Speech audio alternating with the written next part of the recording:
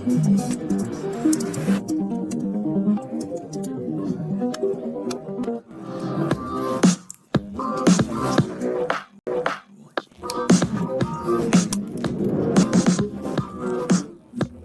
we're going to talk about proofreading with ChatGPT. And it can do some pretty cool things that you can do in your standard, Word software, but because you can also summarize and rephrase things inside of ChatGPT, it's kind of nice to have it all on one platform in one place. So let's start with a past PDF.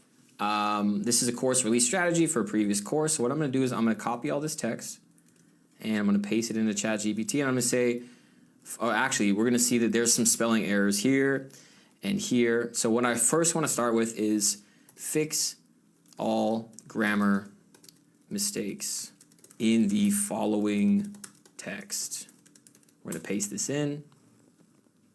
So as you can see, as it's typing this out, it fixed our spelling errors that we had here, here, and it also went ahead and removed the duplicate that we had here. So I'm going to go ahead and click Stop Generating, and one of the next things we can do is finding and replacing words or adding punctuation like parentheses, commas, exclamation marks. So I can say find and replace all of the words course with class and remove all number 4s and replace with number 6s. So we're probably not going to do that specific thing, but this will just show you how it can dynamically go in and save you a lot of time and energy of doing it yourself.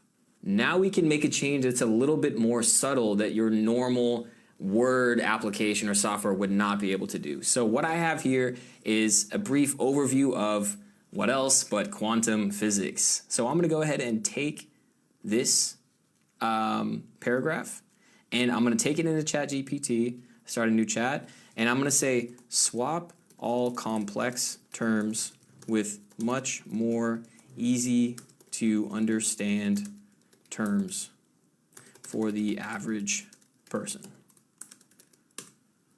And instead of going in and directly replacing specific words that you don't want, it's using its understanding of the words and swapping out more difficult terms for something that would be more digestible for the average person. And of course, with this type of synthesizing of information, you can get as specific as you want. You can do it at 5th grade comprehension level, do it for a high schooler comprehension level, or any other specific terms.